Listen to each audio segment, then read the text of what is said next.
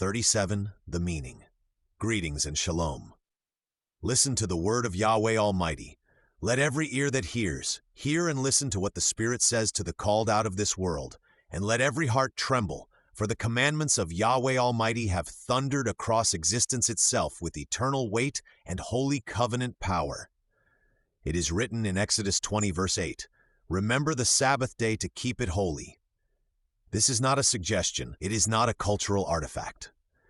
This is a life or death situation that the simple-minded have ignored for decades, and the clowns of delusion have tainted and corrupted it by man-made traditions.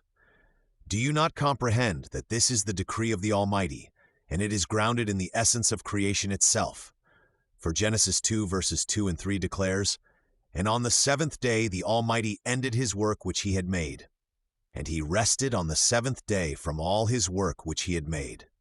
And the Almighty blessed the seventh day and sanctified it, because that in it he had rested from all his work which the Almighty created and made."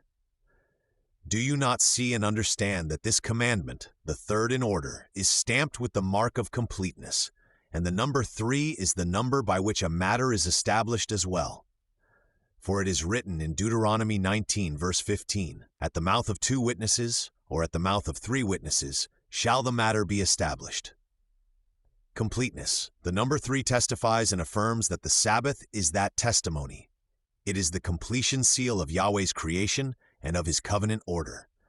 To remember the Sabbath is to acknowledge the completeness of the Creator's work and to declare that work with obedience, and that your life is ordered by Yahweh's rhythm.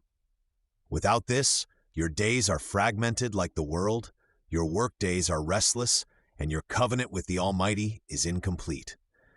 Hebrews 4 verses 9 and 10 shouts out with righteous force, "There remains therefore a rest to the people of the Almighty.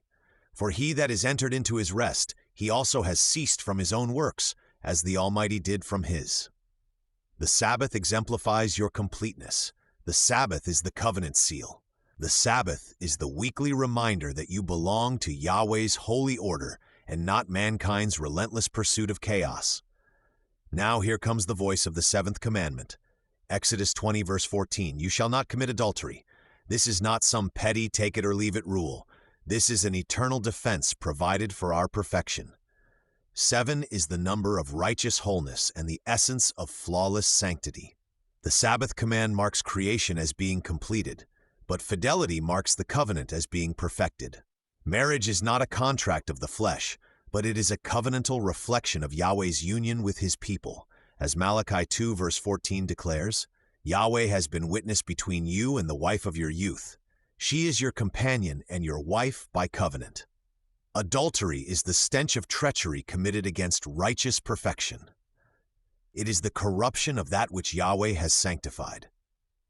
Proverbs 6 verse 32 declares with scorching clarity, "Whoso commits adultery with a woman lacks understanding. He that does it destroys his own soul." Do you not see that the 7th commandment guards the principle of perfection itself? It guards the perfection of holy fidelity and the perfection of an unbroken covenant of trust. Isaiah 11 verse 2 speaks of the 7-fold Spirit of Yahweh, that is perfect in wisdom, perfect in counsel, perfect in might, that is perfect in knowledge, and perfect in fear. So too the 7th commandment shields the perfected order of the human covenant. When Yahshua spoke in Matthew 5 verses 27 and 28, "You have heard that it was said by them of old time, 'You shall not commit adultery.' But I say to you, that whosoever looks on a woman to lust after her has committed adultery with her already in his heart." He did not water down that standard. He perfected it, showing that perfection must saturate not only your deeds and actions, but it must also consume your very thoughts. This is perfection. A covenant life unblemished, pure and faithful, a life that mirrors the flawless holiness of Yahweh Almighty. The 3rd commandment speaks of completeness. It is the seal of time and creation. The 7th commandment points to perfection, the seal of fidelity and covenant life.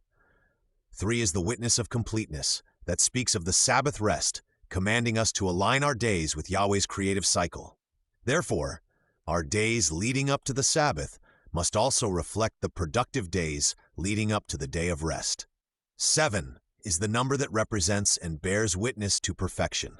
It speaks of fidelity, demanding that we guard our covenant of intimacy as holy and therefore untouchable. If you break the Sabbath, then you shatter the completeness of creation's rhythm. If you break fidelity, then you destroy the perfection of Yahweh's covenant image. Hebrews 10 verses 26 and 27 warns us with holy fire.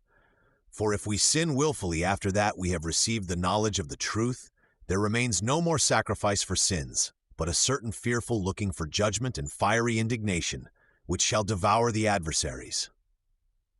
To disregard completeness or to pollute perfection is to trample upon the covenant of and with Yahweh himself.